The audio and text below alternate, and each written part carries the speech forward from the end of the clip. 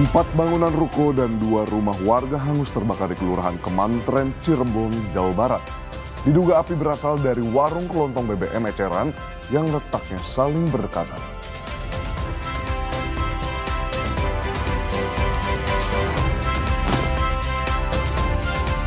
Maraknya kasus keracunan makanan bergizi gratis atau MBG membuat Presiden Prabowo Subianto yang baru pulang dari kunjungan kerja ke luar negeri langsung panggil Kepala Badan Gizi Nasional, Dadan Hindayana.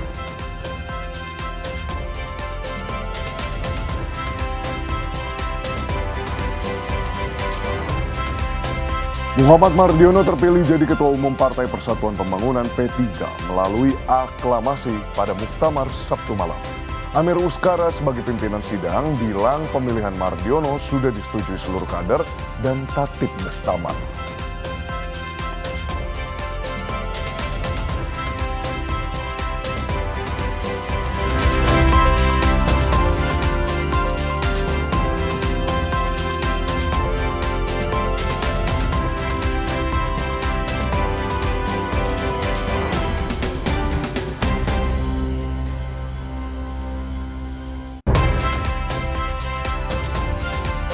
Halo, selamat pagi saudara. Selamat Bagaimana pagi, kabar saudara. Anda?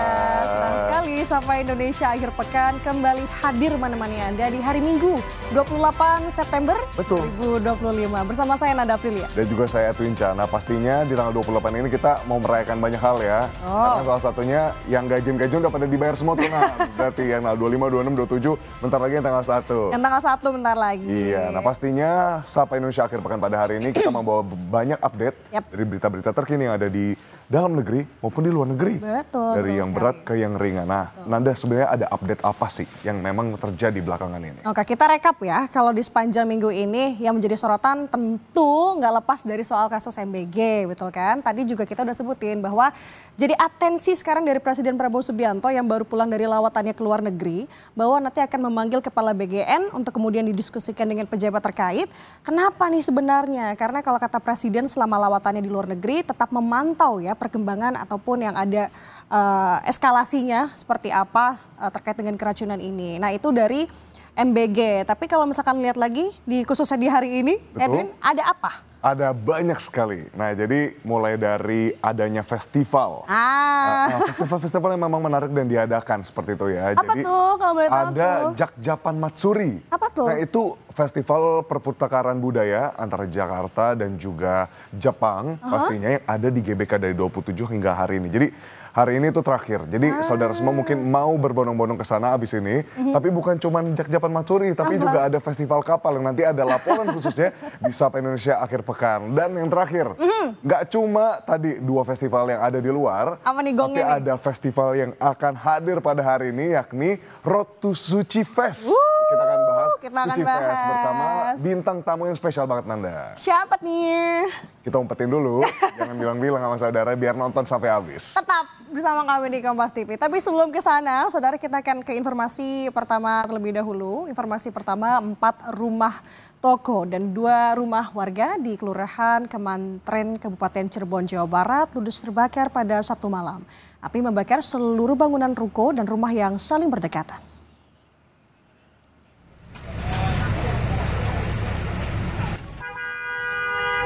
Kebakaran hebat terjadi di kawasan pertokoan di Jalan Raya Sumber Kemantren, Kabupaten pada Sabtu malam, saudara. Api membakar kawasan 4 ruko, yaitu warung kelontong, bengkel, serta 2 rumah yang berdekatan. Pemilik ruko serta sejumlah pedagang di sisi kanan kiri berusaha untuk menyelamatkan diri. Mereka tidak dapat menyelamatkan barang-barang karena api sangat cepat membesar dan banyaknya bensin dari bengkel.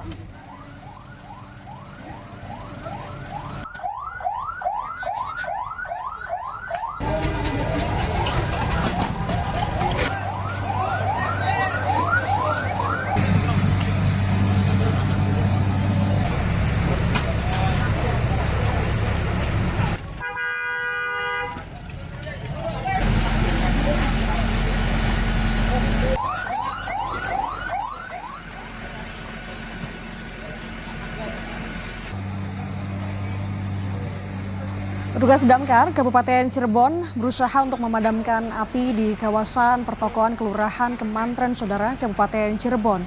Dadang Suhendra selaku Kepala Dinas Damkar Kabupaten Cirebon mengatakan kebakaran ini sangat cepat membesar dan juga merembet karena adanya BBM eceran serta barang mudah terbakar dari warung kelontong. Api berhasil padam 2 jam kemudian. Tim Damkar dan Polsek Sumber Kabupaten Cirebon masih menyelidiki penyebab pasti dari kebakaran.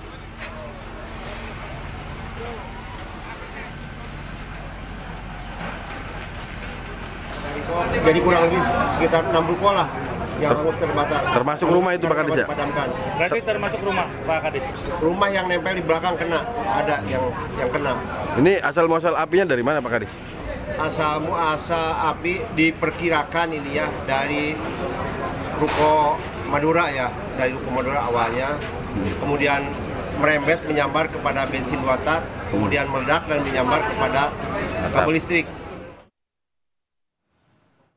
Keinformasi lain, saudara, seorang kurir ekspedisi menjadi korban penganiayaan saat sedang mengantar paket ke perumahan Harapan Jaya, Kecamatan Medan Satria, Kota Bekasi. Kini polisi masih memburu terduga pelaku. Seorang kurir ekspedisi menjadi korban penganiayaan saat mengantar paket kepada pelanggan di salah satu perumahan di Kecamatan Medan Satria, Kota Bekasi, Jawa Barat. Awalnya, kurir bernama Irsyad ini mengantarkan paket cash on delivery atau COD ke pelanggan. Namun, ia tidak kunjung memberikan pembayaran hingga akhirnya terjadi cekcok. Pelaku yang kesal kemudian memaki dan mengusir korban. Pelaku juga menyerang korban dengan senjata tajam dan mengakibatkan luka. Setelah kejadian, korban langsung melakukan visum terhadap lukanya ke RSUD Kota Bekasi, serta membuat laporan penganiayaan itu ke Polres Metro Bekasi Kota. Menurut korban, transaksi paket dengan pelaku juga pernah ia alami sebelumnya. Saat itu, pelaku mentransfer uang paket kepada korban, namun tak kunjung masuk ke rekeningnya. Dari omongan dia, apa yang dia nggak terimanya karena apa? Nggak terimanya karena saya minta buru-buru transfer. Oh, buru-buru? Iya, tapi kan memang dia ada riwayat tuh transfer lama, jadi saya minta transfer sekarang. Karena dia ada riwayat transfer lama, jadi saya tuh nalangin dulu, nalangin paket dia dulu. Jadi memang sudah biasa ke rumah itu ya? Belum sih, itu baru kedua kalinya. Kedua kalinya, Iya. Sebelumnya memang dia pernah Pernah lama? pesan paket, tapi transfernya Lama. Lamanya berapa lama? Seharian bang, besoknya baru ditransfer. Bukan ditransfer, malah saya minta lagi, saya nagih Datang lagi. dikasih cash. Karena pengalaman itu? Iya, karena pengalaman itu saya akhirnya minta transfernya sekarang. Kasat Reskrim Polres Metro Bekasi Kota, AKBP Braille Arnold Rondonuwu, membenarkan pihaknya telah menerima laporan terkait peristiwa tersebut. Kini polisi masih memburu pelaku. Ini sudah kita terima laporannya, sudah kita lakukan visum, sudah kita antar visum. Nah, segera terhadap terduga pelaku akan kita lakukan penindakan. Ya. Setelah peristiwa penganiayaan, salah seorang anggota keluarga akhirnya membayar paket COD itu. Kini, kasus tersebut masih dalam penyelidikan Polres Metro Bekasi Kota. Alexander Blegur, Kompas TV, Bekasi, Jawa Barat. Informasi lain, saudara, karyawan dari selebritas Zaskia Adya Meka diduga dianiaya oknum TNI di kawasan Pasar Minggu, Jakarta Selatan. Penganiayaan terjadi saat korban mengantar anak Zaskia ke sekolah. Faisal, karyawan selebritas Zaskia Adya Meka, dianiaya oleh pengendara motor saat sedang mengantar anak selebritas Zaskia Adya Meka ke sekolah. Pelaku yang mengaku sebagai aparat tiba-tiba mendorong dan memukul korban hingga terjatuh. Korban mengalami luka di sejumlah bagian tubuh, sementara anak Zaskia Adya Meka mengalami trauma. Korban telah melaporkan kejadian ini ke polisi.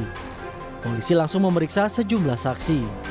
Kita mencari saksi-saksi, mengumpulkan bukti-bukti berupa CCTV yang ada di tempat kejadian. Sudah lakukan olah TKP dan berapa saksi yang diperiksa, Pak? Saksi yang sudah diambil keterangannya di Polsek Pasar Minggu itu ada 3 orang dari korban yang melapor.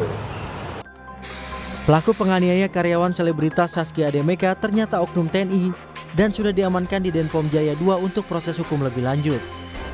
Dikutip dari Kompas.com, Kapendam Jaya Kolonel Anto Indrianto menyebut, betul ada kejadian pemukulan yang dilakukan oleh oknum anggota TNI terhadap saudara FS yang diawali dengan perselisihan lalu lintas di jalan raya di antara keduanya.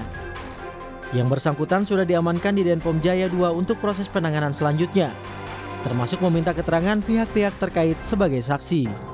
Adik Saskia, Haikal Kamil, dalam unggahan di Instagramnya, ia berterima kasih kepada pihak-pihak yang telah membantu mengungkap kasus penganiayaan yang menimpa pegawai kakaknya. Sebelumnya gue harus memberikan apresiasi dulu pertama kepada Polsek Pasar Minggu karena tim di sana telah bekerja dengan sangat keras untuk menemukan siapa pelakunya. Dan yang kedua, kepada kalian semua, para warganet, kalian telah bekerja dengan baik karena isu ini menjadi perhatian nasional. Dengan begitu, proses ini bisa dikawal dengan halayak dan dilakukan secara profesional. Selain proses hukum, TNI juga akan memfasilitasi komunikasi antar kedua pihak. Tim Liputan Kompas TV.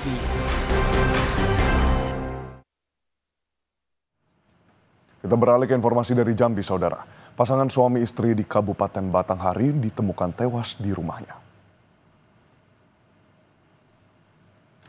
Korban pertama kali ditemukan oleh rekan kerjanya yang curiga saat memanggil namun tak ada jawaban.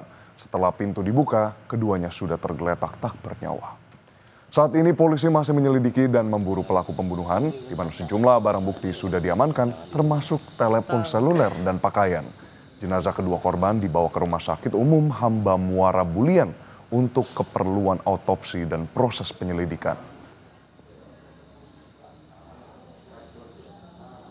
Untuk dengan pembunuhan ini, Pak, pasangan suami istri nih, Pak, atas nama. Ya, benar, pasangan suami istri yang bernama Erlances Pakpahan, umur 42 tahun, dan Eva Sibatuara, 31 tahun. Untuk motifnya sendiri, Pak, belum diketahui atau gimana, Pak? Untuk motif belum kita ketahui dalam penyelidikan. Saudara, setelah pencarian selama 3 hari, korban tenggelam yang merupakan santri ditemukan tak bernyawa di tengah laut. Korban terseret arus saat berenang di Pantai Anyer, Kabupaten Serang, Banten. Sebelum hilang, saudara, korban bernama Awalul Yurid Tauhid, warga Desa Bajeng, Kabupaten Takalar, Sulawesi Selatan ini sempat terlihat meminta pertolongan di bibir pantai. Awalnya korban bersama dengan 10 temannya sedang berenang. Kemudian 2 teman korban melihat korban sudah berada di tengah dan berusaha untuk meminta tolong. Usai ditemukan, jenazah korban langsung dibawa ke pondok pesantren, tempat korban belajar sebelum diserahkan ke keluarga untuk dimakamkan. Sementara petugas mengimbau saudara agar masyarakat yang beraktivitas di area pantai untuk selalu waspada karena gelombang laut yang tidak menentu.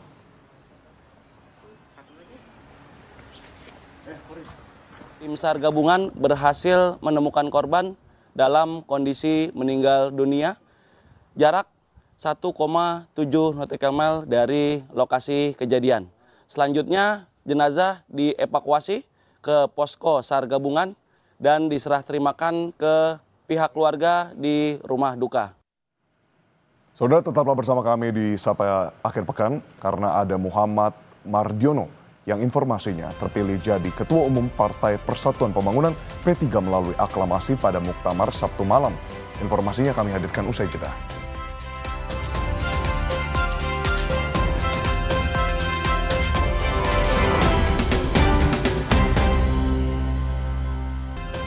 Nanda Aprilia kembali hadir di Sapa Indonesia Akhir Pekan. Saudara, personel gabungan dari Kepolisian Resor Yahukimo, Satgas Damai Kartens, dan Brimopolda Papua berhasil mengevakuasi 2 jenazah, yakni petambang emas ilegal.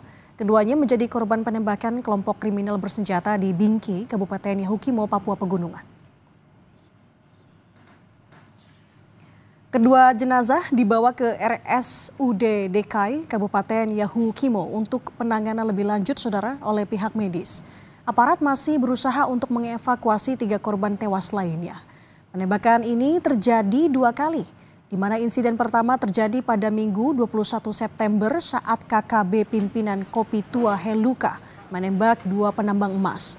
Pada Senin 22 September, 3 petambang emas lainnya juga menjadi korban.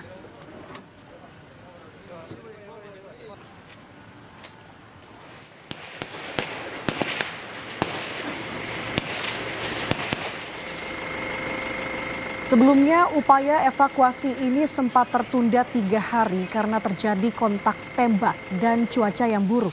Aparat gabungan pun melakukan tembakan balasan, saudara, sehingga terlibat kontak tak kurang lebih 1 jam hingga kelompok kriminal bersenjata pun mundur ke hutan.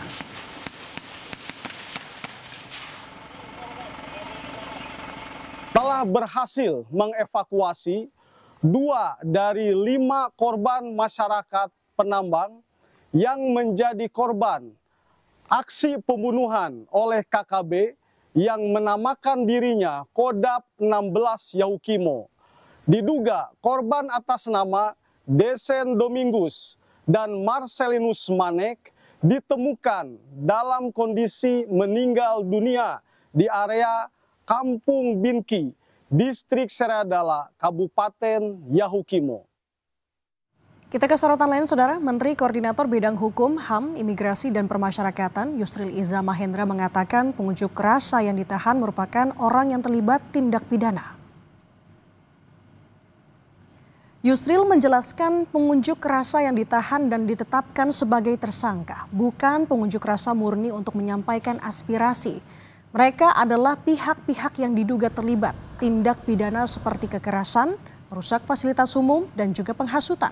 Total ada sekitar 6.000 orang yang ditangkap polisi pasca aksi unjuk rasa. Sementara 5.000 diantaranya sudah dibebaskan dan 971 orang ditahan dan ditetapkan sebagai tersangka.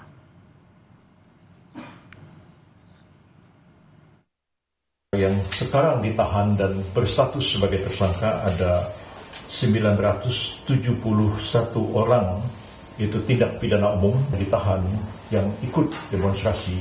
Itu karena mereka terlibat dalam tindak pidana yang diduga antara lain melakukan kekerasan, melakukan penjarahan, melakukan penghasutan, melawan petugas yang sah, dan lain-lain sebagainya. Tapi kalau murni mereka itu melakukan demonstrasi, itu tidak ada satupun di antara mereka yang ditangkap, diamankan, apalagi ditahan. Sementara itu, Polda Metro Jaya masih mencari 2 orang yang dilaporkan hilang oleh Kontras pasca aksi unjuk rasa pada Agustus lalu. 2 orang yang masih dilaporkan hilang, saudara, yakni Farhan Hamid dan Reno Saputra Dewo. Kabid Humas Polda Metro Jaya, Brigjen Ade Arisyam, menegaskan komitmen Polri dalam pencarian orang hilang pasca aksi unjuk rasa. Sebelumnya, Polda Metro Jaya juga membuka posko pengaduan orang hilang. Posko ini, saudara, diperuntukkan bagi keluarga yang belum menemukan anggota keluarganya pasca aksi unjuk rasa.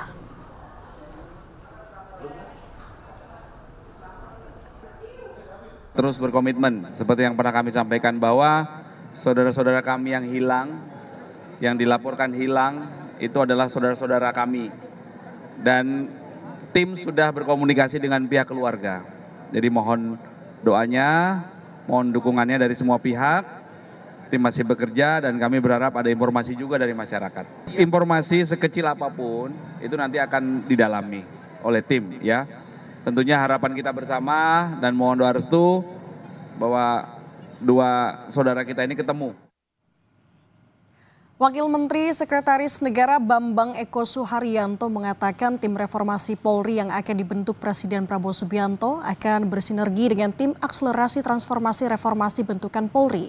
Bambang Eko menegaskan, saudara, tim utama nantinya adalah tim bentukan Presiden. Bambang bilang tim reformasi Polri bentukan Prabowo akan berisi 7 hingga 9 anggota. Tim bersifat ad hoc dan akan segera dibentuk usai Presiden menuntaskan lawatan ke luar negeri. Jadi tim yang reformasi itu Presiden tetap akan membentuk tim reformasi, sehingga kemudian nanti akan misalnya di dalam tim Polri itu dia akan membantu kita, Jadi ada sinergi di situ. Tapi yang penting yang utama itu adalah yang dari tim bentukan Presiden. Kita ke informasi lain, saudara. Muhammad Mardiono terpilih sebagai Ketua Umum Partai Persatuan Pembangunan atau P3 periode 2025-2026. Pemilihan Ketua Umum ini dilakukan dalam Muktamar 10 P3.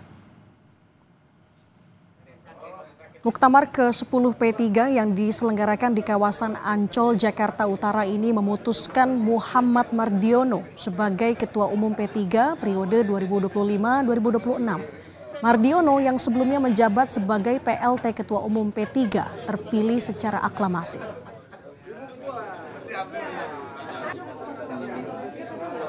Alhamdulillah bahwa malam hari ini kita telah menyelesaikan pada sesi inti dalam muktamar yang ke-10 ini.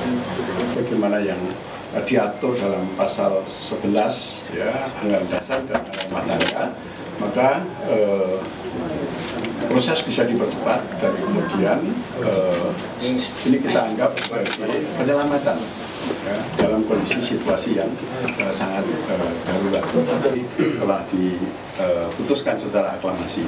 Di belakang saya ini ada para ketua DPW ya. Kita ada 26 DPW, 28 DPW.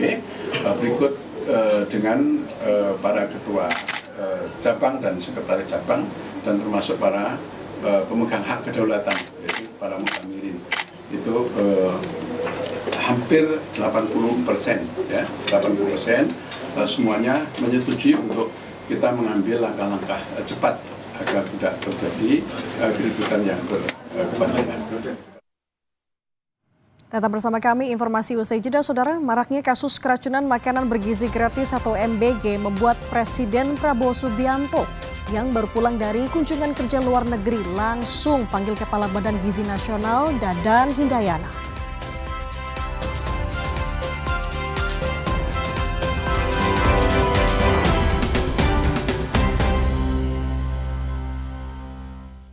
Saudara, kembali di Sapa Indonesia Akhir Pekan bersama saya Edwin Chan. Presiden Prabowo Subianto panggil Kepala Badan Gizi Nasional Dadan Hindayana untuk membahas program makan bergizi gratis MBG di tengah marak kasus keracunan. Hal ini disampaikan Presiden Prabowo setibanya di tanah air usai menjalani lawatan ke 4 negara selama 7 hari terakhir. Presiden Prabowo bilang permasalahan MBG memang menjadi masalah besar.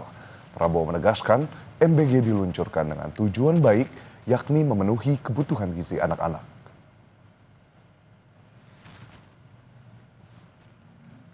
Saya monitor ada perkembangan itu.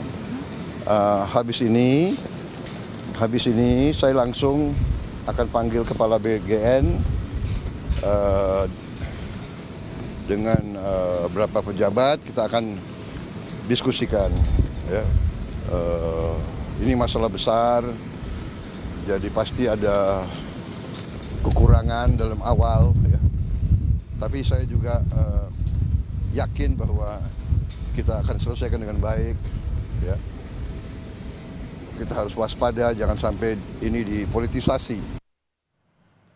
Saudara, Laboratorium Kesehatan Daerah Labkesda Jabar menemukan adanya bakteri di sampel makanan MBG dari 12 kota dan kabupaten di Jawa Barat.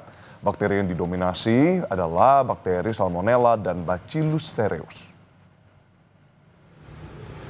Sejak Januari hingga September 2025, Labkesda Jabar menerima 208 sampel menu MBG dari 12 kota dan kabupaten di Jawa Barat. Dari hasil pemeriksaan laboratorium mikrobiologi, ditemukan bakteri Salmonella dan Bacillus cereus. Sementara dalam pemeriksaan kimia 92% hasilnya negatif, namun 8% positif mengandung nitrit.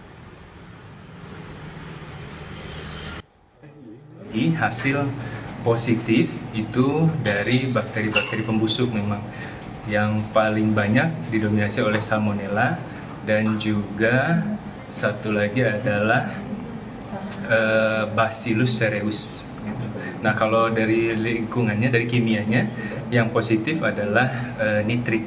Tapi memang persentasenya kecil begitu ya, dibandingkan dengan hasil negatif. Berbagai macam, memang paling banyak dari daging-dagingannya ya yang keluar hasilnya juga. Kalau Bacillus cereus itu biasanya dari karbohidrat, malah dari nasi, dari biasanya yang sudah diproses lagi begitu. Medianya ya air misalnya, air itu memang harusnya bersih begitu. Lalu dari penjajah makanannya, penjajah makanan harus betul-betul menyiapkan segala sesuatunya, mulai dari kebersihan tangan, lalu memakai peralatan untuk proses juga disiapkan dari Slomek dan lain-lain. Lalu bahan makanannya harus segar ya. Lalu tidak boleh digunakan sama sekali bahan-bahan kadaluarsa, bahan-bahan rusak begitu ya. Lalu setelah jadi makanan itu ada regulasinya. Seharusnya makanan yang sudah jadi itu disimpan di atas suhu 60 derajat Celcius atau di bawah 5 derajat Celcius begitu. Dan itu pun kalau disimpan di suhu ruangan itu tidak boleh di atas 6 jam misalnya begitu. Nanti akan tumbuh bakteri-bakteri pembusuk tadi.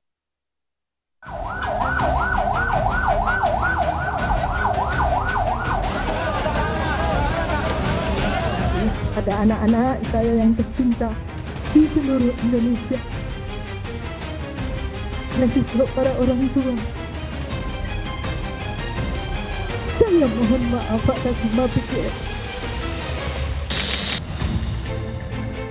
Meminta maaf dan menangis, Wakil Kepala Badan Gizi Nasional Bidang Komunikasi Publik dan Investigasi, Nani Esdeyang, mengaku BGN telah lalai dan akan bertanggung jawab atas semua dampak dari keracunan massal MBG di berbagai wilayah. Kami punya maksud agar anak-anak Indonesia mempunyai keadilan dalam pemenuhan gizi. Tapi tidak kami duga, ternyata saat ini luar biasa masalah yang terjadi. Itu sebabnya saya tidak pernah akan mau menyebut angka atau apapun yang terjadi, karena ini bukan masalah angka. Tetapi satu nyawa pun, satu anak pun sakit, itu adalah menjadi tanggung jawab kami, adalah kesalahan kami sebagai pelaksana untuk harus memperbaikinya secara total. Ada anak-anak saya yang tercinta di seluruh Indonesia dan juga para orang tua. Saya mohon maaf atas nama BGN dan berjanji tidak akan lagi terjadi. Nani pun menambahkan, investigasi dengan menggandeng Polri sudah berjalan untuk mencari tahu penyebab pasti para siswa keracunan. Mengenai banyaknya dapur SPPG yang tak bersertifikasi, BGN memberi waktu 1 bulan untuk penuhi persyaratan tersebut. Kalau dalam 1 bulan kepada para mitra di seluruh Indonesia, kalau Anda semua tidak memenuhi, tidak mempunyai sertifikat SLHS, sertifikat halal, dan juga sertifikat untuk kelayakan air yang bisa dikonsumsi, kami akan menutup. Sebelumnya, Kapolri Jenderal Listio Sigit jelaskan pihaknya masih dalam proses pendalaman kasus per kasus keracunan MBG. Ia berjanji akan menyampaikan hasilnya kepada publik. Ya, Polri saat ini sedang melakukan pendalaman, turun ke lapangan untuk melaksanakan pendalaman satu persatu. Tentunya secara resmi nanti akan kita informasikan. Sejak Januari hingga 25 September 2025, ada 5.914 penerima manfaat MBG yang mengalami insiden usai menyantap menu makanan.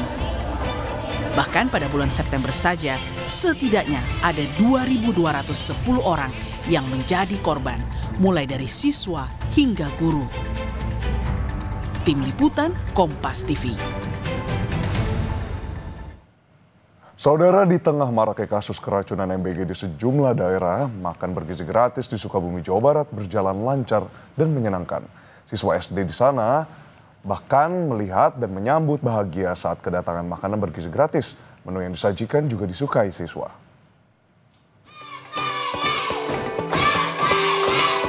Sebanyak 156 siswa sekolah dasar negeri Taman di Kecamatan Kadudampit, Kabupaten Sukabumi, Jawa Barat antusias menyambut datangnya makanan bergizi gratis.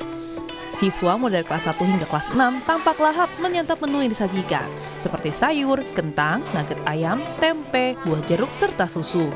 Siswa mengaku suka, meski menu di hari ketiga ini tanpa nasi, siswa juga mengaku MBG 2 hari sebelumnya disukai dan habis dimakan langsung saat jam istirahat.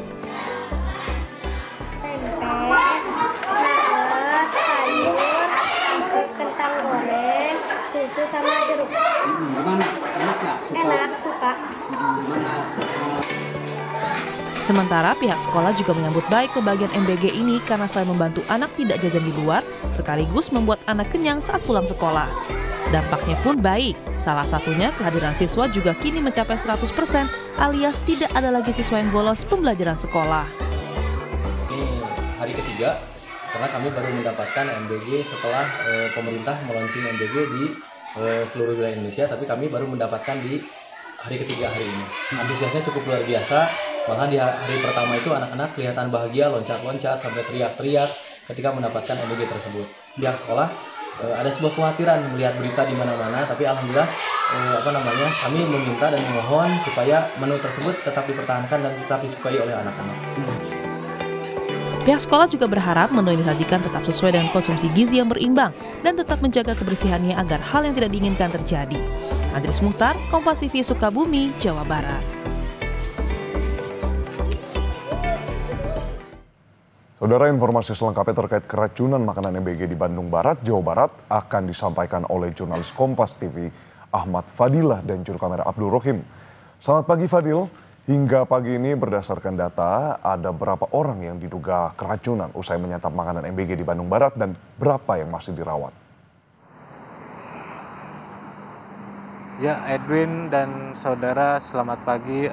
Terkait dengan perkembangan kasus keracunan massal usai menyantap MBG di Kecamatan Cipongkor, berdasarkan data dari Bupati Bandung Barat Jaja Rici Ismail yang menyatakan bahwa sejak ditetapkan sebagai kejadian luar biasa pada 22 September hingga kemarin 27 September, Bupati Bandung Barat menyatakan bahwa total keseluruhan dari korban keracunan massal ini mencapai 1.315 siswa yang mendapatkan perawatan, di mana hingga Sabtu kemarin sebanyak ada 74 siswa ataupun korban yang masih mendapatkan perawatan di berbagai fasilitas kesehatan, mulai dari RSUD Cililin, Puskesmas Cipongkor, kemudian Puskesmas Cihamplas, di mana ke-74 korban yang masih mendapatkan perawatan di rumah sakit ini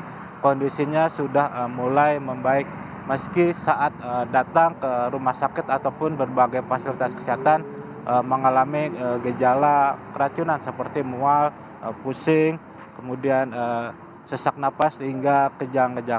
Edwin dan saudara, dari 1.315 korban keracunan di Kecamatan Cipongkor dan Kecamatan Cihamplas ini, tidak hanya siswa yang menjadi korban, tetapi ada juga orang tua siswa dan ibu menyusui, tetapi kondisinya sampai saat ini sudah mulai membaik setelah mendapatkan perawatan intensif di berbagai fasilitas kesehatan. Edwin. Baik, Fadil, berarti dapat dipastikan pasca dicabutnya status KLB oleh Pemkab Bandung Barat, bagaimana kemudian rencana pelaksanaan MBG selanjutnya? Ya, Edwin, memang pemerintah Bandung Barat sudah secara resmi mencabut status kejadian luar biasa keracunan massal usai menyantap MBG ini. Dikarenakan ada berbagai pertimbangan dari dicabutnya status kejadian luar biasa ini. Yang pertama adalah jumlah pasien sembuh yang sudah melebihi dari 50% dan pasien yang masih dirawat tinggal 74. Kemudian tidak ditemukannya kasus baru keracunan massal usai menyantap MBG ini. Sehingga pemerintah Bandung Barat resmi mencabut status KLB keracunan ini dengan lebih memfokuskan pada pemulihan pasien korban yang saat ini masih dirawat di rumah sakit, sehingga dapat berkumpul bersama keluarga dan melakukan aktivitas belajar mengajar di sekolah. Memang Edwin, pasca kejadian ini pemerintah Bandung Barat maupun Badan Gizi Nasional terus berupaya agar kejadian ini tidak terulang dengan melakukan investigasi dan menutup 3 dapur SPPG yang bermasalah. Edwin. Baik, harapannya pastinya penanganan dapat langsung fokus ke masalah dan juga dapat dilakukan bukan hanya di Bandung Barat tapi juga di wilayah lainnya. Itu yang jadi harapan kita bersama. Terima kasih atas laporan Anda, jurnalis Kompas TV Ahmad Fadilah dan juru kamera Abdul Rohim melaporkan langsung dari Bandung Barat, Jawa Barat. Informasi lainnya, Saudara, Pengurus Besar Nahdlatul Ulama atau PBNU mendatangi KPK terkait kasus dugaan korupsi kuota haji 2024 yang kasusnya sudah naik penyidikan namun belum ada tersangka. KPK menerima kehadiran Awan sekaligus perwakilan PBNU Abdul Muhaimin dan rombongan. Abdul berharap agar KPK segera menetapkan tersangka kasus dugaan korupsi pembagian kuota haji karena menjadi isu liar yang muncul atas perkara yang sudah pada tahap penyidikan ini. Artinya rilis-rilis ataupun penjelasan-penjelasan KPK jangan sampai menyentuh kepada institusi-institusi yang sebetulnya tidak semuanya itu terlibat. Hanya beberapa orang, tapi seluruh Indonesia akhirnya komplain ke saya, bagaimana ini peta dan anatominya itu harus jelas segera dinyatakan. Sampai saya tadi menuntut limitnya kapan. Nah, jangan digoreng ngalor ngidul kayak gini. Sementara itu, Saudara, menanggapi kedatangan PBNU ke KPK, kuasa hukum mantan Menteri Agama Yakut Holil Qomas, Melissa Anggraini, bilang KPK harus objektif dalam penetapan tersangka kasus dugaan korupsi kuota haji. Kata Melissa, penetapan tersangka tidak bisa dilakukan atas dorongan pihak manapun. Melissa mengatakan penetapan tersangka harus sesuai fakta dan alat bukti yang cukup. Terkait dengan penetapan tersangka, itu tidak bisa dilaksanakan atau dilakukan hanya karena ada dorongan dari pihak manapun. Itu murni didasarkan kepada fakta dan alat bukti yang cukup. Oleh karena itu KPK memang tidak dapat bertindak gegabah. Ia harus tetap berdiri di atas fakta-fakta hukum, alat bukti, dan objektivitas. Kemudian terkait dengan adanya tudingan pertemuan antara Bendahara Ampuri atau Biro Travel lainnya dengan Gus Yakut, kami membantah dengan tegas bahwa tudingan itu tidak benar. Pertemuan itu dilakukan setelah Gus Yakut selesai dari menjabat sebagai Menteri Agama. Sebelumnya, Saudara, Komisi Pemberantasan Korupsi KPK membantah adanya campur tangan pihak istana yang membuat lembaga anti rasuah itu belum juga menetapkan tersangka dalam kasus dugaan korupsi kuota tambahan haji. Juru bicara KPK Budi Prasetyo memastikan proses penyidikan masih berjalan dengan terus melakukan pemanggilan terhadap para saksi, mulai dari Pamenak, Biro Perjalanan, hingga pihak lain yang mengetahui konstruksi perkara. Pastikan bahwa proses penyidikan perkara terkait dengan kuota haji ini masih terus berproses di KPK. Jadi KPK juga masih terus melakukan pemanggilan terhadap para saksi ataupun pihak-pihak lain yang diduga mengetahui konstruksi perkara ini, dan tentu setiap keterangan dari para saksi yang dipanggil akan membantu KPK untuk membuat terang perkara ini. Di mana dalam serangkaian pemeriksaan yang sudah dilakukan oleh KPK, KPK memanggil dan meminta keterangan dari para pihak di Kementerian Agama, pihak-pihak dari asosiasi, pihak-pihak dari Biro Perjalanan, ataupun pihak-pihak lain yang diduga mengetahui dari konstruksi perkara ini. Mulai dari hulu, yaitu terkait dengan bagaimana diskresi atau kebijakan pembagian kuota ibadah haji tambahan. Nah, usai jeda, Saudara, ada informasi Festival Cinta Lingkungan 2025 kembali digelar oleh Dinas Lingkungan Hidup Pemerintah Provinsi Jakarta. Festival ini dimeriahkan dengan parade perahu kreatif, yang mana informasinya akan hadir usai jeda. Tetaplah bersama kami.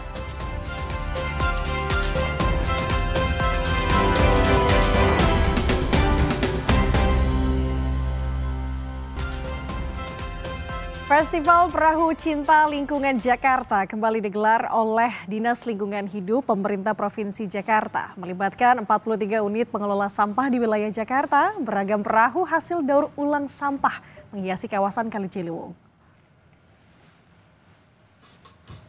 Berbeda dari tahun sebelumnya, Saudara, yang digelar di kawasan Banjir Kanal Timur, kali ini Festival Perahu Cilung Jakarta 2025 digelar di Inspeksi Ciliwung MT Haryono, Pancoran, Jakarta Selatan. Festival yang sudah digelar 2 kali ini diharapkan bisa menjadi pesan untuk masyarakat agar selalu menjaga kebersihan sungai. Sekaligus juga menunjukkan bahwa sampah anorganik juga bisa menjadi sebuah karya seni.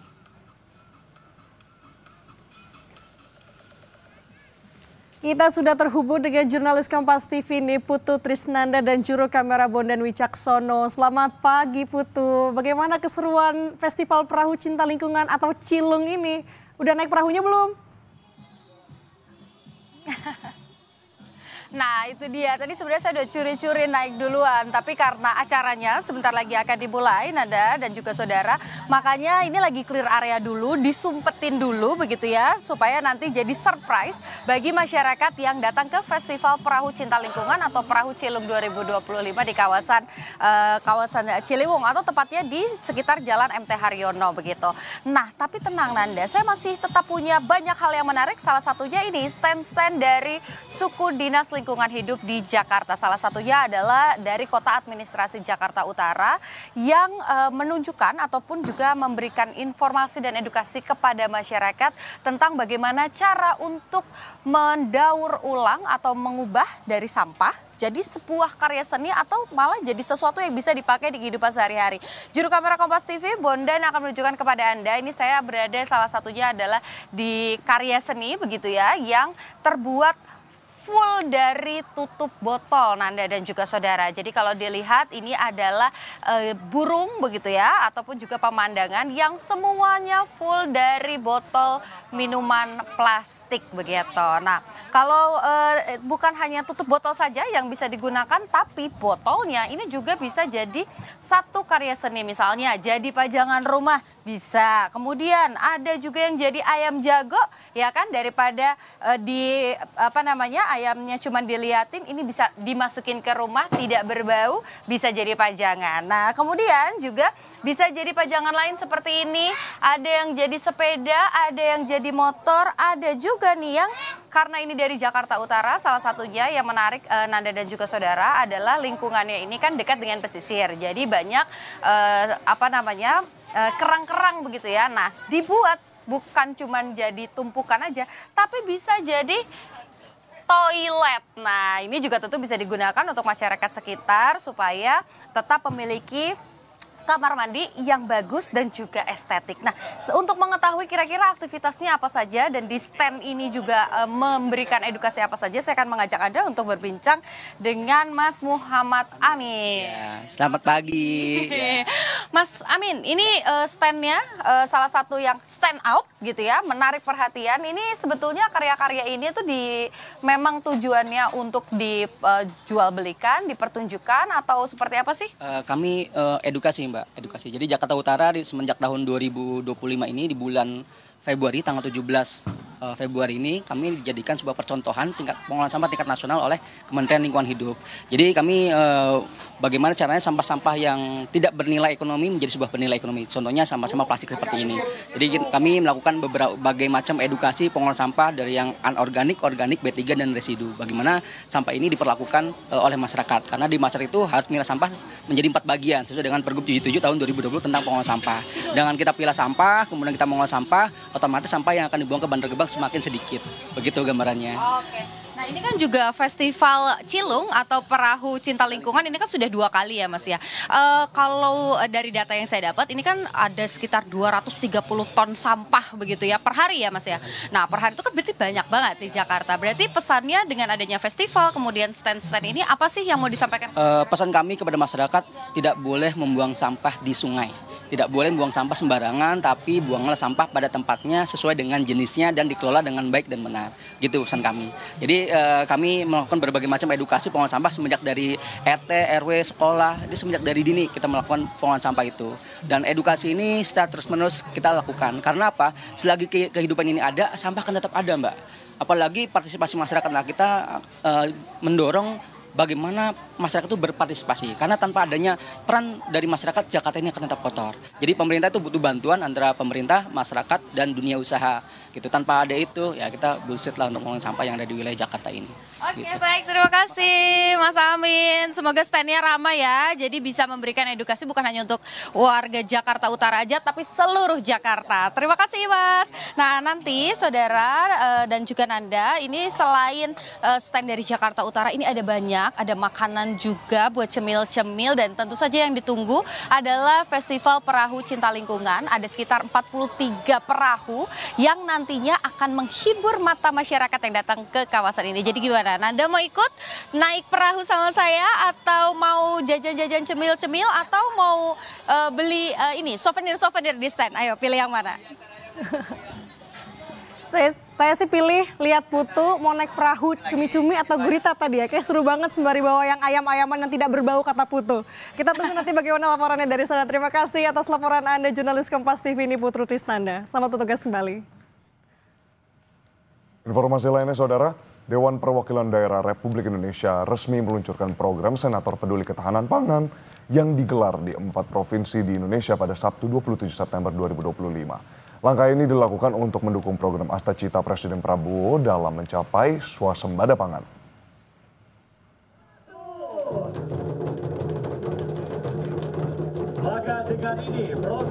Ketua DPD RI Sultan Bahtiar Najamuddin memimpin langsung peluncuran program Senator Peduli Ketahanan Pangan di Desa Talang Aling, Kabupaten Bengkulu Tengah, Provinsi Bengkulu pada Sabtu siang.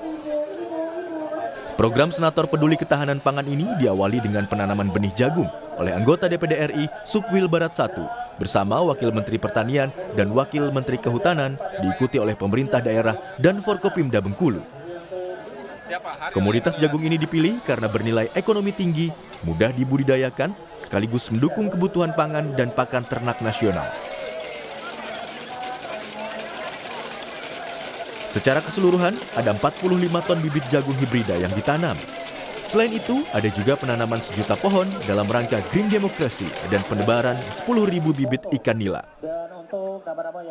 Sultan Bahtiar Najamuddin mengatakan, penanaman benih jagung yang dilakukan oleh DPD RI berkaitan langsung dengan visi besar Presiden Prabowo dalam Astacita, yang menempatkan ketahanan pangan sebagai prioritas utama pembangunan nasional. Program ini tidak berhenti sebagai seremoni. DPD RI bersama pemerintah daerah, petani, Bulog, dan kementerian terkait akan mengawalnya hingga panen dan penyerapan hasil. Sehingga nantinya target swasembada pangan nasional dapat tercapai dan Indonesia tak lagi melakukan impor komoditas tersebut. Ini penting betul. Kenapa? Karena apalagi terakhir-terakhir kami mendengar ya beliau menyampaikan itu di forum yang sangat luar biasa terhormat di depan seluruh pimpinan dunia di PBB, bahwa Indonesia sudah 1, 2, 3 langkah kembali menuju bagaimana kejayaan pertanian kita. Target besar Bapak Presiden, contohnya pertumbuhan ekonomi. Pertumbuhan ekonomi 8%. Ini menurut saya tantangan, challenge-nya luar biasa. Tapi di situ justru timbul semangat kami. Bapak Presiden, kita harus bantu maksimal. Penanaman benih jagung ini dilakukan secara serentak di 4 provinsi di Indonesia, yakni Bengkulu, Nusa Tenggara Timur, Sulawesi Selatan, dan Papua Tengah, dengan total lahan seluas 5.000 hektar. Tim Liputan, Kompas TV, Bengkulu.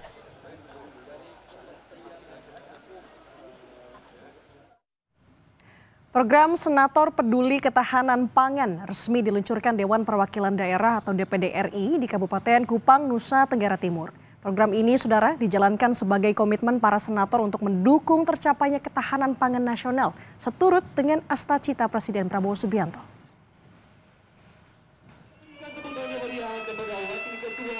Peluncuran program Senator Peduli Ketahanan Pangan ditandai dengan penekanan tombol sirine dan penanaman jagung oleh Wakil Ketua DPD RI Gusti Kanjeng Ratu Hemas, didampingi Gubernur NTT dan Wakil Gubernur NTT, serta sejumlah senator di Onesu, Kabupaten Kupang, Nusa Tenggara Timur.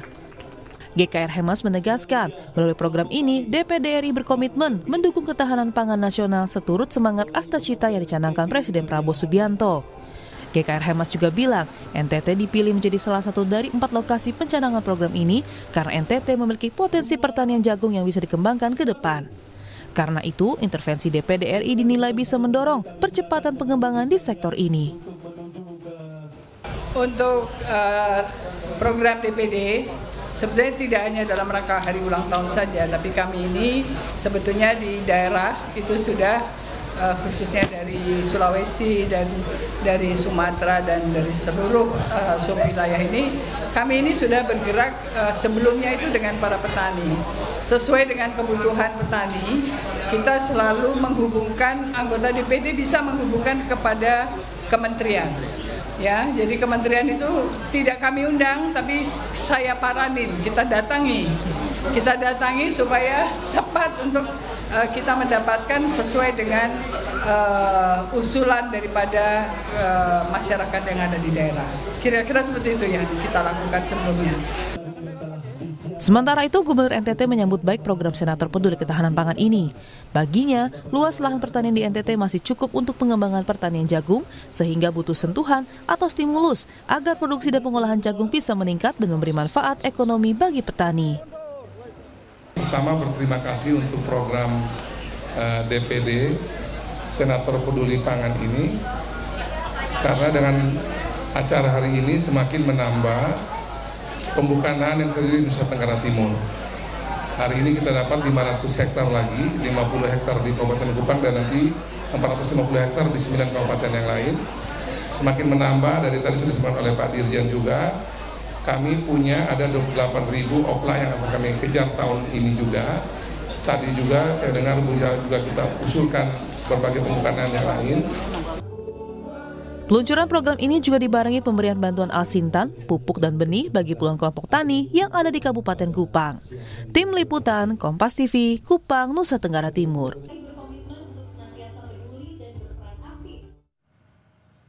Saudara, akan ada festival stand-up komedi pertama dari ajang pencarian bakat komika selama 12 jam dan berisikan kurang lebih 45 orang komika Anda. Hadir dengan line up spektakuler dari para alumni Suci dan dalam berbagai format seru dan lucu dari stand-up komedi. Improv komedi, podcast komika All Stars, musik komedi, hingga parade kuliner berkonsep komedi. Seperti apa pertunjukannya? Kita berbincang sesaat lagi. Tetaplah bersama kami.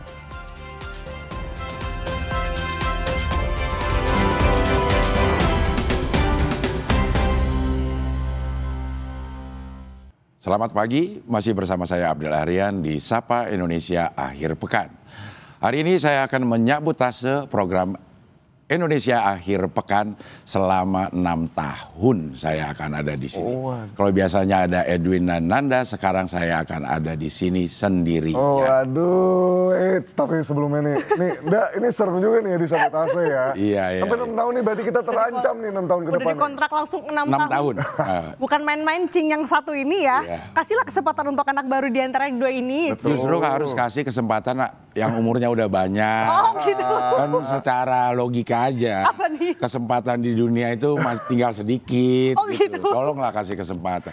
Sekarang pekerjaan aja udah nggak pakai batas umur. Betul. Oke, tapi agak terancam juga kita jadinya ya. Cuma tadi ngomong-ngomong soal umur, Nanda, ada ngomong soal umur nih, Cing. Iya. Kenapa ya? Karena ada yang baru utang nih kayaknya. Alhamdulillah.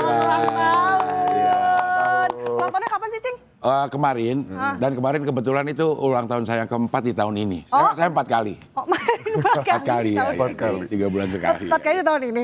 Tapi ini menarik, Cing, karena kita akan ngebahas sebenarnya. Kita akan alihkan sebenarnya biar gak nyabotase banget ya.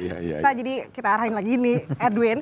Karena kenapa selain nanti kita ngomongin soal ada salah satunya apa Edwin? Suci Fest. Betul, tadi sudah kita bawakan di segmen sebelumnya ya. Akan ada pembahasan show dari Cing Abdel sendiri. Betul, yang khusus banget nih. Yang memang bertajuknya 56. 56. Saksi hidup. Maaf kalau 56 kalau boleh tahu itu umur Cing Abdel dari ulang tahunnya atau gimana? Oh itu gabungan dari semua anak-anak saya sama istri saya. Banyak ya? 56 usia saya 56. Masuk ke tahun ke-56 kemarin. Kemarin itu usia ulang tahun ke-55. Saya tuh sering bikin aturan sendiri. Kalau habis ulang tahun ke-55, berarti besoknya saya masuk ke usia 56. Iya, aturan sendiri tuh. Aturan sendiri aja. Berarti kalau gitu saya juga membuat aturan, saudara semua dapat 56.000 dari Cing Abdel. Hari ini ulang Cing Abdel semua dapat 56.000. Kan saya tagih gitu selesai ya. ini semua. Oke, tapi kalau ngomongin soal 56 nih, Iya. Cing, kita ngomongin lebih kerucutin lagi, Iya. Cing. Sebenarnya apa sih 56 ini? Iya, bikin penasaran Gimana, nih. Saya itu, ini adalah show saya yang ketiga. Betul. Saya bikin awalnya itu di 54. 54 saat usia saya 54, saya bikin 54, terus di tahun lalu 5 sama. 55 maksudnya lagi perpanjangan waktu. Sekarang tuh 56. Tapi ada subjudulnya. Kalau di 54 itu perjalanan hidup, kalau di 55 itu adalah lo atur aja deh, di 56 ini saksi hidup.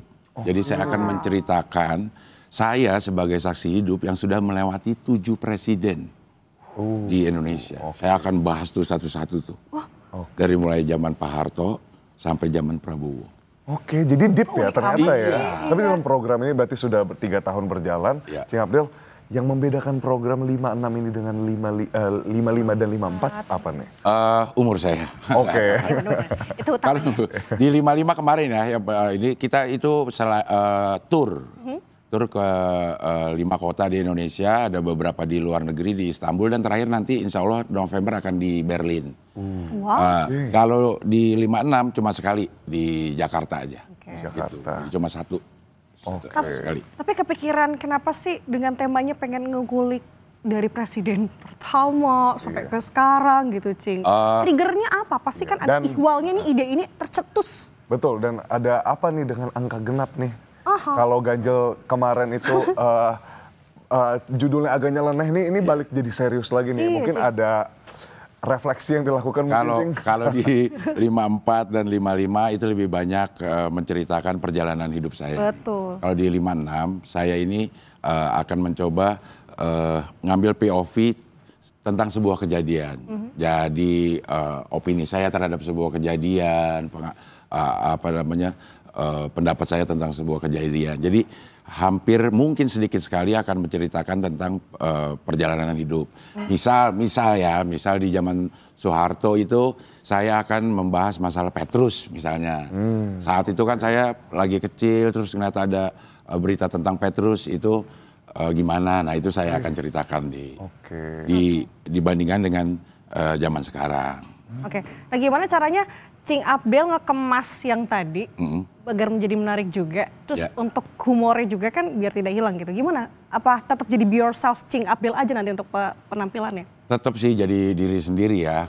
Karena kalau di di stand up komedi kan premis bisa aja serius. Premis bisa aja serius, tapi nanti dikemas dengan setup dan punchline yang tentunya harus ada muatan-muatan komedinya. Jadi premis bisa apa aja, bisa seserius mungkin, premis bercanda juga bisa, tapi nanti di ujungnya pasti ada ger. Apa tuh? Ger-ger-gernya si Abdel ini yang ditunggu. Lucu, insya Allah. Nah, tapi Cing Abdel, kalau kita lihat dari beberapa program sebelumnya, 54 dan 55, lalu ini 56 hadir dengan konsep baru. Pastinya ada juga komika-komika yang pengen diajak kolaborasi di dalam program ini. Boleh gak kira-kira kasih tahu? Show ini nanti akan ngajak komika siapa aja sih? Show ini akan ada musik komedi juga nih, di saya ini ada musik komedi, ada podcast ringan, terus juga akan ada stand up komediannya. Nama-namanya mungkin belum bisa disebutkan, tapi saya udah menghubungi, mudah-mudahan pada mau ya. Ada Mamat, ada Gilbas, ada Abdur, ada Pican, ada Nehru. Mudah-mudahan semuanya bisa membantu saya, jadi bisa tampil bareng-bareng nanti di 56. Tadi ngomong soal Jakarta, lokasinya di mana? Lokasinya di, boleh nggak nyebut? Boleh ya. Ada di daerah Kebon Sirih. Di daerah Kebon Sirih di sana. Oke. Oke. Itu di kapan tuh? Tanggal berapa? Tanggal 6 Desember, insya Allah tanggal 6 Desember. Dan penjualan tiket dibuka tanggal 1 Oktober lusa berarti. 3 hari lagi. 3 hari lagi. 1 Oktober udah mulai siap-siap bisa ngewar ya tiketnya. Tapi kalau lebih lengkap lagi sih Edwin sebenarnya bisa langsung aja geruduk Cing Abdel. Jangan geruduk dong. Maksudnya Instagramnya untuk info-info lagi lebih lanjutnya seperti apa. Tapi kalau misalkan buat pemirsa atau saudara Kompas TV di rumah mungkin bisa ada clue mau mau lihat tiketnya atau informasi lebih lengkapnya di mana sih? Kalau mau mungkin di Instagram saya ada, nanti juga ada di Instagramnya Kolam Ikan, namanya Kolam Ikan Kreatif. Bisa dikasih bocorannya sih sebenarnya sekarang harganya itu antara mulai dari 200.000 sampai 1 juta. Oke.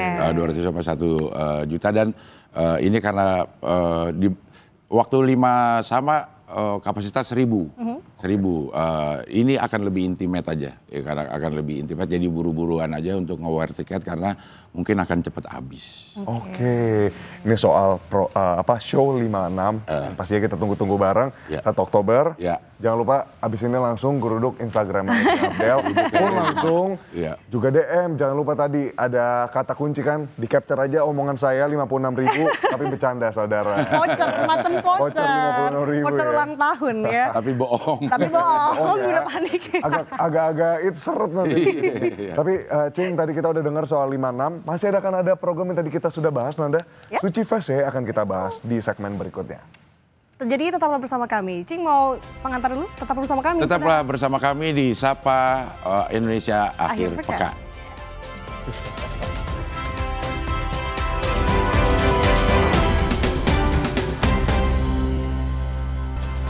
Saudara, selamat datang kembali di Sapa Indonesia Akhir Pekan. Masih bersama kami dan juga pastinya Tadede. Saya News Ancur, bukan News Center.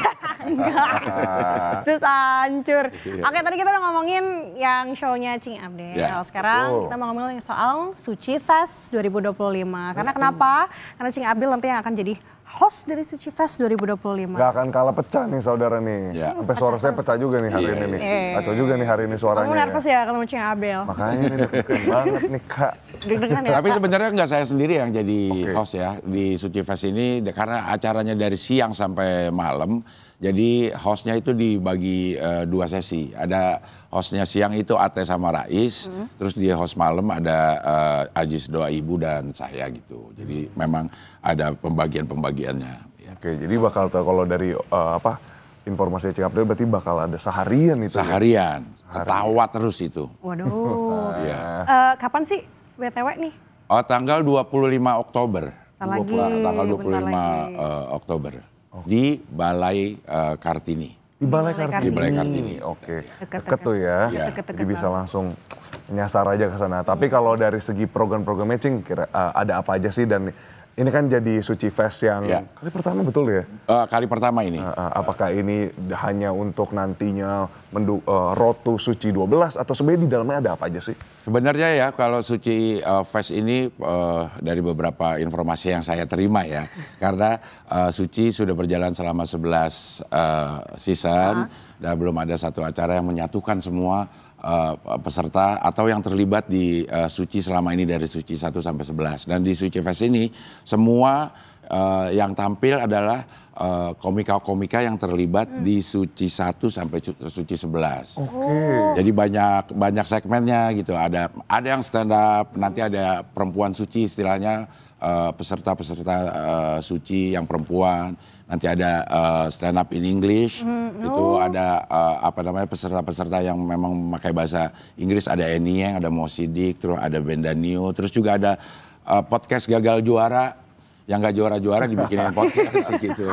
Semuanya ya pokoknya. Iya, ada musik komedi, nanti ada juga ada improv komedi juga. Jadi banyak memang semua hal yang berhubungan, bukan hanya stand up, benar-benar stand up, tapi segala genre komedi itu bisa dinikmati di situ dan dilakukan oleh para komika. Gitu. Oke, berarti seluruh komika Kompas TV ya. Jadi reuni akbar ya. Betul, reuni.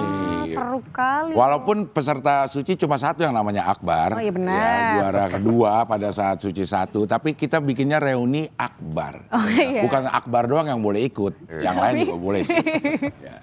Untung nih Akbar. Jadi kayak gitu. Tapi kalau misalkan mungkin bisa Cing Abdel kasih tahu ke kita ya.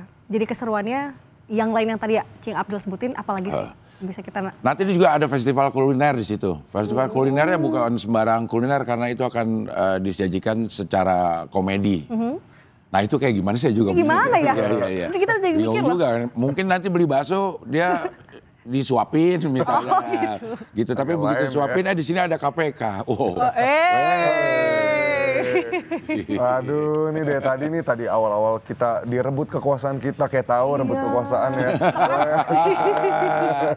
Nah, mungkin yang kayak gitu-gitu nanti bakal ditemuin di Suci Fest ya, pastinya banyak sekali program-program di dalam Suci Fest ini. Dan pastinya tadi kalau kita ngomong udah Cing Abdel tadi udah jelasin soal apa yang ada di dalam Suci Fest. Nah, tapi ini menarik nih karena membahas terkait dengan Road to Suci 12, Cing. Betul. Nah, apa sih yang kalau Cing Abdel lihat nih yang diekspektasikan dari Suci 12 yang akan di pendaftaran kapan tuh, Cing? Pendaftaran mungkin dalam bulan-bulan depan sudah mulai dibuka ya, karena audisi pertama itu akan diadakan di bulan Januari. Oke. Pertama kita ada audisi offline, mungkin online juga akan diadakan ya. Kalau di offline itu pertama di Surabaya kalau nggak salah tanggal 6 Januari atau sekitaran tanggal segitu. Dan di beberapa kota besar nanti akan ada audisi offline-nya. Nah, mudah-mudahan Suci Fest ini bisa membuat gegap gempita stand up itu masih terjaga sehingga orang-orang banyak komika-komika yang pengen ikut di Suci 12. Oke, jadi itu yang diharapkan dari Suci Fest. Nah, tapi kalau kita pengen ikut nih, tadi Cing Abdel udah ngomong soal show 56, sekarang Suci Fest itu belinya di mana? Dan informasi soal tiketnya harganya berapa sih, Cing? Kalau tiket si Suci Fest ini segera aja dibeli karena setahu saya tinggal tribun atas dan tribun bawah, yang lain udah sold out. Jadi kalau pengen beli segera aja ke Instagramnya ya, ada di Suci Kompas TV atau di Instagram tim produksi atau di X itu ada di Mimin Was Here. Tapi buru-buru deh karena tinggal tribun atas sama tribun bawah. Yang VIP yang beberapa kelas itu udah habis. Aduh, mesti cepet-cepet, Win. Apa habis ini kita yang nge-war juga ya? Betul, atau enggak kita minta Cing Abdel. Mau aja minta ke Dipalak tentang ulang tahun. Dipalak terus ya tentang ulang tahun. Iya, oke. Kita nggak sabar deh nonton Suci Fest juga. Terus juga show-nya dari Cing Abdel gitu ya. Tadi kan udah dikasih tahu di mana aja bisa ngakses untuk tiket. Jadi harapannya apalagi di situasi seperti ini ya, Cing.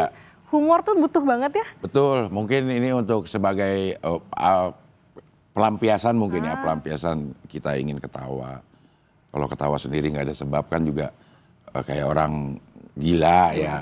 Atau kalau kita ngetawain kondisi Indonesia kayaknya kita kok nggak empati gitu. Nah, ini ada satu tempat yang memang disediakan untuk teman-teman yang ingin melepaskan segala kegelisahan, tapi bisa melihat sesuatu yang ada isinya juga. Silakan. Ada Suci Fest di Oktober, ada 5-6 di Desember. Oke. Nah, kalau tadi udah berbicara soal isinya, mungkin muatan kontennya itu pengen juga bukan cuma menghibur tapi juga tajam gitu ya, Cing. Tapi kalau dari segi segmentasinya nanti dibagi-bagi berapa bagian sih, Cing, nanti di 12 jam itu? Apakah jalan terus nih? Atau nanti ada bagi-bagiannya? Karena pasti ada bagian-bagiannya ya. Jadi misalnya di awal ada perempuan suci, kita break untuk masuk ke, ini bukan secara urutan ya. Misalnya perempuan suci kita break ke segmen berikutnya, misalnya segmen GJLS gitu. Nanti itu masih kita, masih diramu mungkin rundown-nya ya. Tapi jadi kita menyaksikan nggak monoton hanya ngeliat stand up aja, tapi ada podcastnya. Ada improv komedinya. Tiba-tiba bakso masuk suapin. Sampai ada KPK. KPK lagi kan. KPK lagi. Kan nggak boleh suap ya. Oh iya bener. Oke, lagi-lagi penasaran untuk konsepnya seperti apa, apalagi kan ini perdana juga ya. Suci Fest 2025. Jadi gong banget, apalagi tiketnya udah sisa dua kelas lagi. Karena nonton 10, 11 kemarin Suci aja itu udah luar biasa. Luar biasa menghibur, luar biasa engaging. Gimana ini yang ngumpulin dari 1 sampai 11. Untuk ada satu segmen yang namanya segmen juara atau All Stars ya? Iya, hanya juara-juara yang tampil di sesi itu. Itu ada 3 juara Suci. Ada Rian Adriandi, ini cukup unik juga nih. Rian mungkin comeback pertama setelah meledaknya film yang dia sutradarai, mungkin bisa dilihat di sini. Terus ada David Nurbianto, juga ada Rio Dumatubun. Ini 3 komika yang kalau tampil itu selalu pecah. Jadi bisa ngelihat 3 orang juara-juara Suci tampil bergantian. Itu menarik sih kalau menurut saya. Iya, apalagi juga sekarang kan komika juga banyak berhasil yang berkecimpung di dunia industri gitu ya. Apalagi tadi Cing April bilang kalau salah satunya Bang Rian gitu ya, katakanlah dengan filmnya yang boom banget, kita tahu seperti apa. Jadi kayak ini sebuah apa ya, dinanti-nanti apalagi pencapaian juga tentunya. Apalagi melihat nanti bagaimana mereka bisa saling memberikan gongnya, apalagi tadi salah satunya akan kembali lagi comeback dari Bang Rian tadi. Iya, itu sangat dinantikan lah pastilah gitu. Oke. Pasti lucu, pasti ketawa terus ini sih.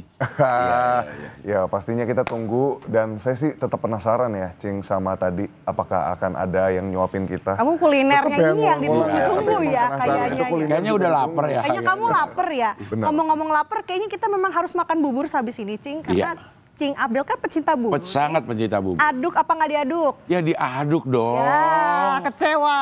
Kalau diudak kan nggak ada ngejar buat apa. Iya, diaduk lah. Habis ini mungkin kita makan bubur bareng. Saudara di rumah juga jangan lupa sarapan. Terima kasih sudah mengikuti kita di seluruhan dari Sapa Indonesia Akhir Pekan episode kali ini. Saya Edwin Chan. Dan saya Nanda Aprilia. Dan juga di sini Abdul Ahrian. Pamit undur diri. Sampai jumpa.